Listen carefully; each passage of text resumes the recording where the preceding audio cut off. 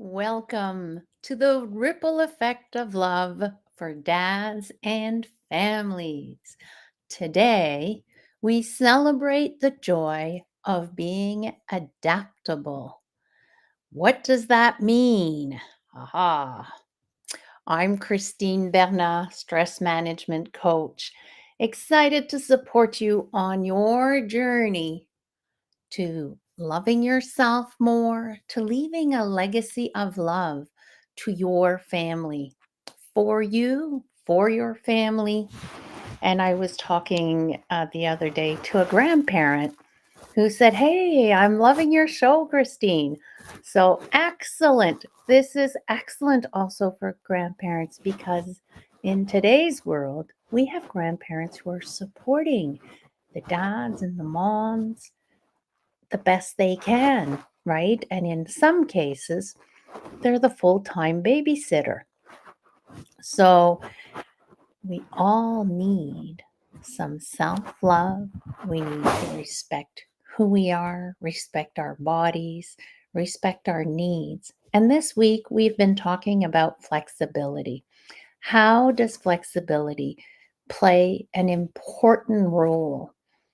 And the example I'm going to take is with teenagers. We talked with Alex Bradley the other day about teenagers because he's got a teenager. And, he said, oh, their hormones, are like this, right? So we need some flexibility. That does not mean to remove boundaries. Okay. So our teens are also a bit like rebels, right? They want to they're let me try that again. They're rebelling against us as parents because they are forming their own identity. They are letting go of our identity and doing their best, even though it's all over the place sometimes, to create their own. Just like when you're in a profession and you change jobs, like a whole new thing, you kind of need a new identity, you have a new role, new thing, and it can be challenging. You'll have frustrating moments, you'll feel overwhelmed maybe, unless you're taking something that was easier than what you had. It might bring about a lot of confusion and questioning within you. Well, teens are leaving behind being a child, being the parent's child, right? And trying to be their own adult. And that will create this wave of emotions, this desire to be independent. So, are we giving them this space to be independent, a safe space where they feel they can express themselves, they freely without any judgment or criticism? Because, yes, they want to experience new things, something maybe that they haven't experienced with you. And knowing that you are there no matter what is very important, in my opinion, of course. So, are you giving them enough responsibilities so that they feel like they're a valued member of the household? And I think it was with Alex that we talked about this as well, is that when your child doesn't want to do one of the tasks, one of the tips that he gave was to um, let them choose. You can have family circle where each person, depending on how many people you have in the home, but a family circle can be really, really cool to be able to share. Each person gets to share. When I was teaching in my last years at a grade 5 level, yes, um, I had jobs, and the students would choose a job for the month and they would be paid in virtual money. I know some people are against that, some people are not, are But however, at the end of the month, the class would decide, because I don't have eyes everywhere all the time, the child would decide if they how much they deserve to be paid for the job. And jobs that required a lot more work from the child had a higher pay. With this money, they would, now I don't know if you want to do this in your family, but it worked really well in the classroom. At the end of the month, with their virtual money that they tracked on a piece of paper, they would we would have an auction. Now, some of the students and parents could donate um, some of the toys that they know the child no longer needed, and it was auctioned. And if it was your toy that you donated, you would get the money. So they had a lot of fun, and it really made the classroom a better environment for everyone. Yes, some students did not want to do the job they took. And sometimes they were like, oh, it's not fair. I wish I could have bought that. And then they learned from it and they started putting more energy into getting their job done. And as well, sometimes it might be that I needed to give them the first opportunity to choose or reserve a job for them to help them out to get that confidence. So we need to keep boundaries, but we need to be creative with our solutions so that our teens and our children, they feel seen, they feel heard, they feel loved, and they feel like they're a contributing member of the family, of the community, or the school. And it's allowing that space without any judgment. So, those are just some ideas to help you with being more flexible with your teens without saying, well, they're a teen, they don't need to do this. They're a teen, they don't know. Teens are very smart. And if you treat them as smart adults, that means they get adult consequences, right? So, this is where it's interesting. And in the boundary setting, right? If they have adult consequences to their choices.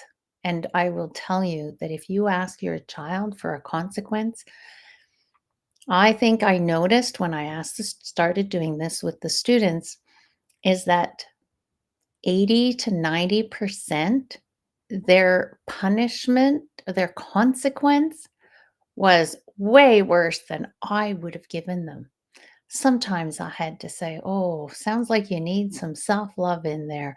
I don't think you need that harsh of a consequence, but maybe you can try." I don't know if it was not doing the job. Do you need support for the job? What do you need to get it done? Instead of, "Well, I take my phone away. I don't get to go out for a week," and, those are unrelated consequences to the situation. So hopefully this helps you. Just a few little tips, ideas that I thought would support some of you today. And so being flexible, what is it that we can do? And, you know, we need to celebrate our wins, just like our teens need to celebrate their wins. We also need to celebrate their wins because they need to hear us saying that we are proud of them. And maybe they didn't do their job, but maybe they were calm all week.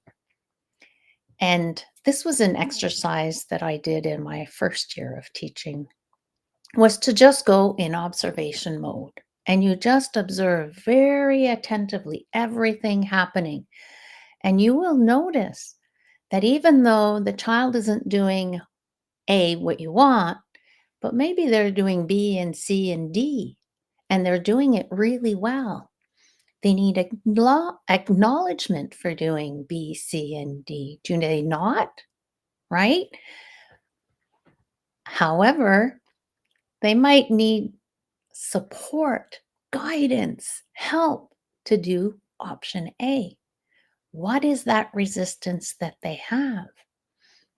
the best way that I know how now is to be able to self regulate with them so that they can overcome their challenge. So, what are some powerful lessons and deeper connections that you've created by enhancing flexibility and letting go of control today? Let me get this going here. Christian just popped in. Beautiful timing, Christian.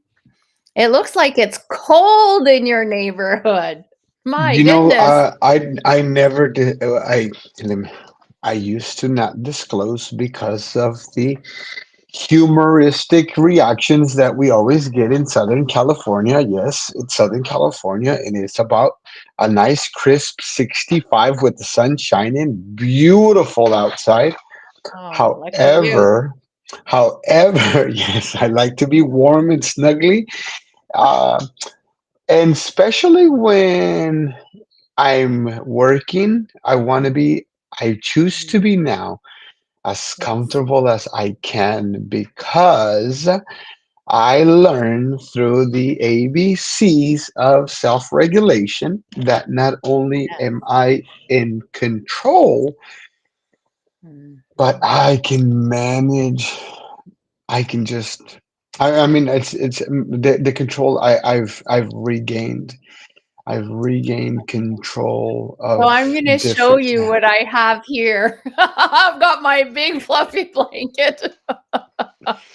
I as well make that same choice because, we're not in an office, but even when I was teaching, I had this shawl that I would take on and put off throughout the day because it gets hot, it gets cold, and you're up walking, you're down sitting. So that's really cool.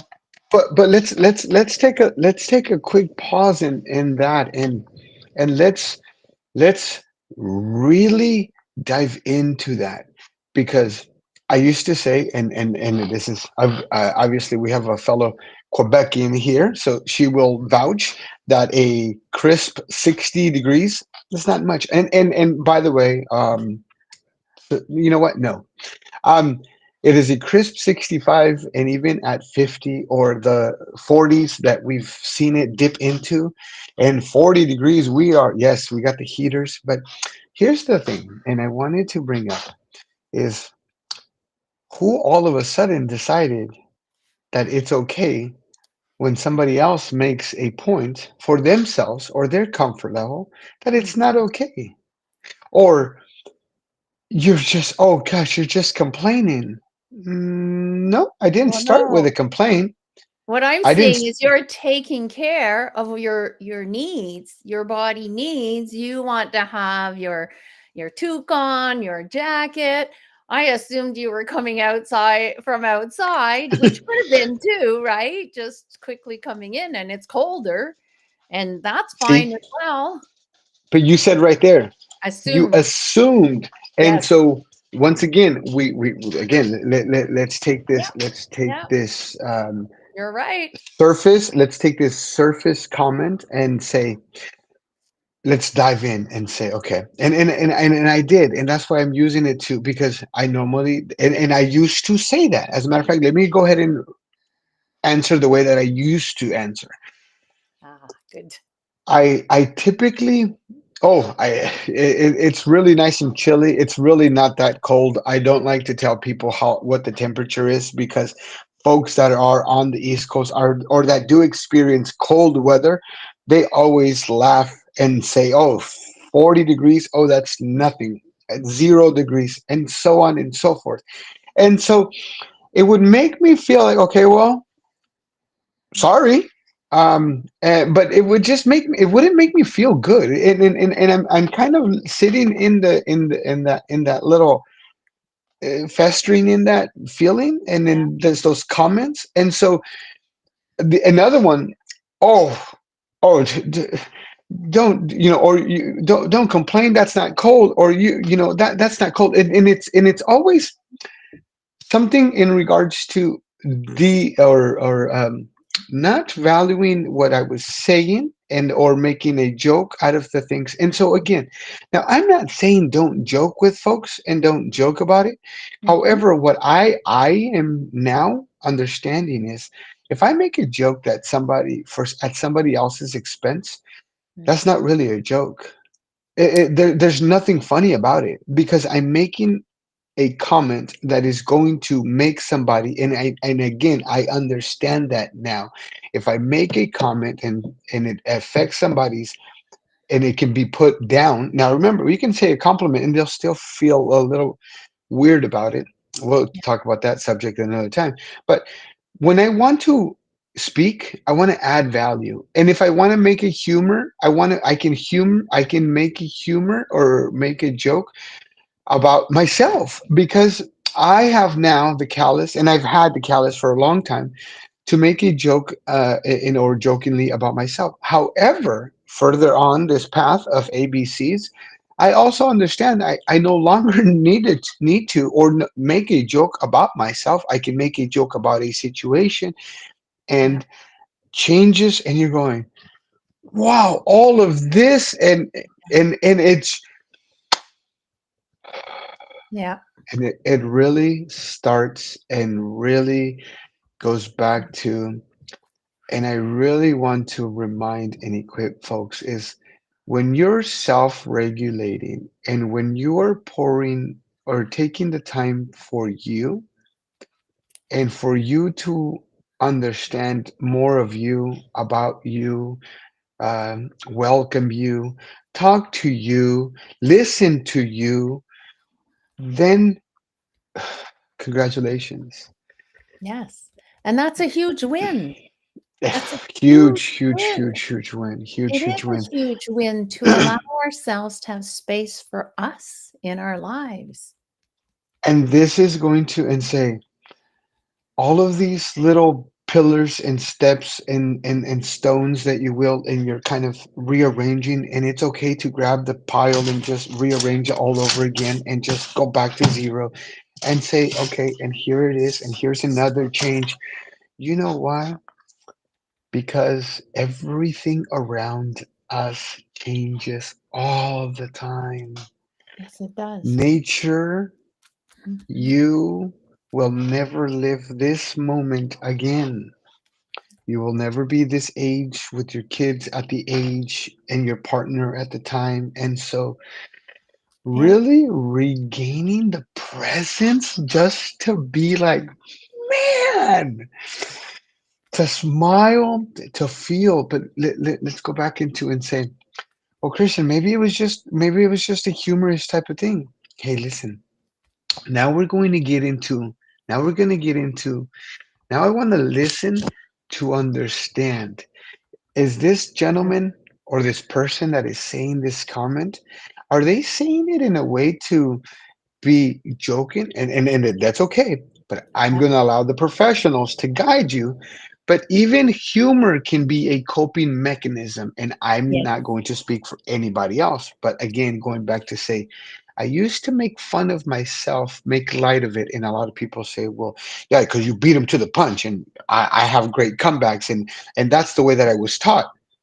Yeah. So was I. So was I. Mm. However, if Yeah. I, as now, am understanding that what I practice, I'm going to get really good at.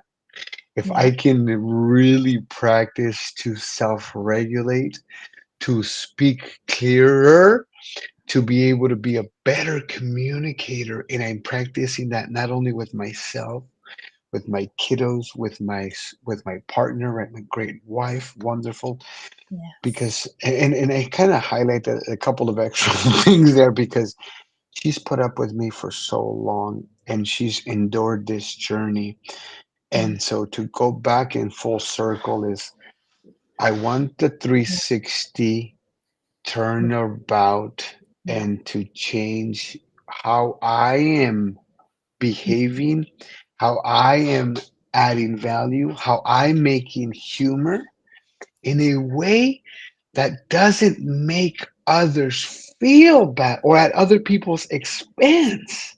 Yes, that is And so important, so important. and if I make a joke about myself, I now understand I don't need Mm. to make it about anything that makes me feel bad, but and to just maybe align with a thought and then to be able to explain something that is humorous. And if I can add value to that and Yeah. make somebody feel good, but I know, and this is what I was taught yesterday, what I know is that's not, I'm not doing it ill-willed, or I'm not saying Yeah. it with this type of, Yes. so then I know that I'm going to speak with more heart, with more kindness, and I'm Yes. also going to listen because this person may have a trauma of Mhm. why that callous and why that comment and how he walks into a room or she and how they like to pick or make certain comments about certain people. Mhm. Now I don't listen to reply. Now I'm even listening to begin to understand. Yes. Yes. To begin to understand. Yes. Yes. And when you say jokes about yourself, I hope they're loving, you know, to Now show they now they yourself are. love. Now they are. Now they are. Excellent, because you want them to show love to yourself, because you also Yes. want your children to learn how jokes. I don't know how many kids I had that would say, "Well, it was just a joke," Yes. and the other person's crying. Well, if you look up the word joke in a dictionary, it's everybody's laughing. However, as you mentioned, some of us learn to laugh about things, but you can, if you listen to the laughter, Mm, you will know it's a nervous, mm. uncomfortable laughter. It's not a laughter that is joyous and, heartfelt. And I mean, we've all done jokes where people are cracked up laughing and they can't stop laughing. Now that's a joke, right? But if there's somebody in the group that's like, well, that joke hit them the wrong way. They didn't get it, or they were triggered into a pain, into a hurtful part. And jokes can be very very, how can I say that? Très sensible. They can be very, you've got to be delicate with your jokes and be careful to whom and where and when, and. Well, and I'm going to go back because coping, joking and humor was a big coping mechanism for me. So Mm, was looking yeah. back at it, overeating and the different things that came about. And Mhm. because of how this just happened in the moment, how I felt and thought of myself back then, Yes. the way for me to cope was to Yes. cut and make fun of because I am already known. Oh, I assumed that people were going to look at me and the same thing, assume. So really quickly, the essence of my assuming and joking and cutting people down with jokes was an assumption of and my energy that I was kind of habitually Yes. circling and mixing. So therefore, I would think that that's what they were going to do. And if they didn't, I was already waiting. And then when they did, then I'm just gonna, and it was, and So I mm, really like that, because you're explaining what happens when the brain is in survival mode. I was just going to connect that because it goes from a humor coping and again a practice coping, a practice action, a practice Yeah. whatever Yeah. theory method, a Yeah. practice of what you're going to get better at.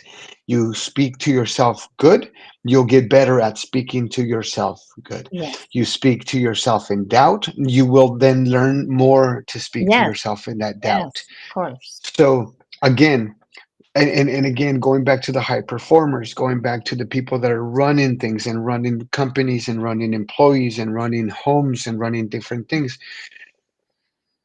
we can allow ourselves to say, right now, I am present right now, right here. Yeah. And I am going to give my all here in these 30 minutes, 15 minutes, whatever it is. And Yes. then I'm going to take a 5 minutes for me because that is what I'm going to. And understand that you are not always I'm sorry, you're always in control of your mind and Yes. what and how you react. Mhm. So how you and how we're bridging is, and again, we talked about it in the high performers. It's not about not performing, not about not doing your tasks, not Yeah. about, yes, you've climbed that ladder of success. So Mhm. you know that it takes skill and hard work and dedication and Yeah. consistency and learning and Yes. being able to understand, hey, I may not know everything in this career path, but I'm going to learn different things. So ladder, different direction, Yeah. maybe a stool first, a stepping stool, maybe a shorter ladder. Maybe we don't see the top, or you see, well, man, that's where I want to be. It's going to be ring by ring, Yeah. step by step, and it is all up to you. So I can assure you and 100% guarantee without a shadow of a doubt, if you start self regulating today, and the more you practice it, you will get better at it because you already have accomplished and have done that just in another area. Yes. Yes, it's about going to get your strengths from the area that you're really good in and bringing them into your personal growth and using those strengths to help you move forward in your personal growth or in your self-regulating growth. And I'm going to connect that dot. I'm going to connect that dot because if I wasn't in a better place, I wouldn't be able to not only understand that I no longer have to make a joke, but if I do and I make a joke, let's say to bring up an important valued point, I Mhm. now know within myself. I don't believe it. Now, I don't just believe it. I know within myself that that is simply a joke. That is not a truth and that I am saying it as a part of, but it's to show and display that Yes. I can and I have been there and I Yes. have done that from the Yes. genuine, authentic self. Yeah. Beautiful. Nothing else to say.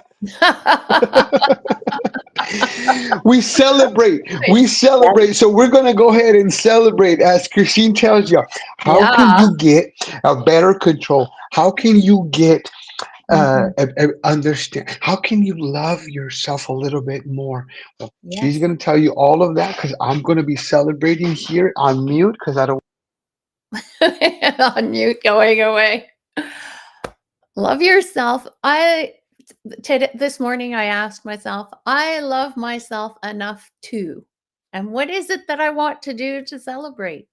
I love myself enough to dance a little bit and celebrate. I love myself enough to snap, tap, zap if something comes up, just so I can calm back down. I love myself enough to be here, enjoy this with you, this conversation. And I hope this added value to your day. And if it did, pass it along, subscribe. My chat thing, my not my chat, you can connect, book a call with the QR code up there. Christian's pointing at it. And it's so important for your brain to get dopamine. And that's what we're doing. We're giving you some dopamine. So, congratulations for being here. Be proud of yourself and don't compare with this other ladder that you've attained. Stay here. This is what you did. Yay! I'm taking another baby step, another little baby step. The little baby steps get you further in the long run. Remember that.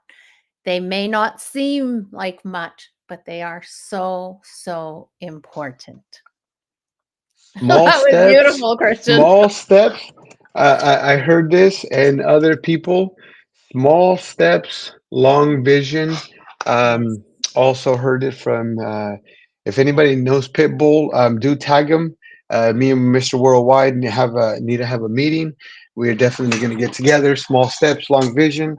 Worldwide, get at me. Let's create a not only a bigger and better small steps, long vision for men. Because here's one thing that I've been learning, and I said it yesterday that I now know versus belief. But that's because I want to, and I am challenging myself to get and be better for Yeah. me, Yes.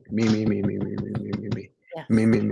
Not anything else, not anyone else, not it's just simply me. Yes. And as I'm becoming a better communicator and I see some of these speakers and some of these sermons or some of these things like that, nobody else can take you out of love. Nobody can take you out of your place of love. As if you're grounded and you know, not just believe. Yeah. So with that, I just want to say is as we become better communicators, as men become better communicators, we're able to understand others better. And that's where that true change comes in because now you're not just changing yourself, but you're changing your future. So we're changing today's future. Yes. We are making today's Yeah. future. Yes. God bless. Bye bye, everyone. Have a great weekend, and I will see you Monday for the ripple effect of love for dads and families. Take great care of yourself, and I hope you are taking some time for you to self regulate so that you can be more and more flexible